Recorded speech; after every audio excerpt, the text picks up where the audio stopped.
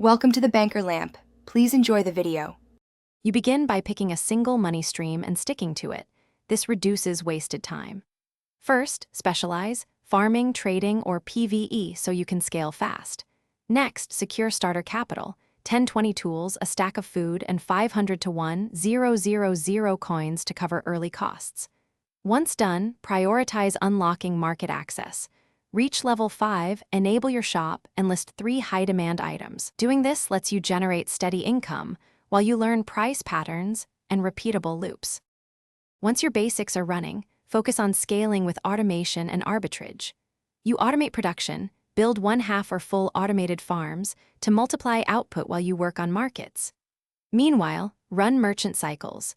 Buy low, sell high, and monitor price swings over 24 to 72 hours to spot opportunities. Make sure to reinvest profits into upgraded tools and at least one rental stall. This diversification reduces risk and increases cash flow, so you can compound gains and expand to a second income stream. To finish, maximize returns and prepare fixes for setbacks. You optimize taxes and fees by calculating 3 to 5% breakpoints and adjusting prices so net profit stays positive.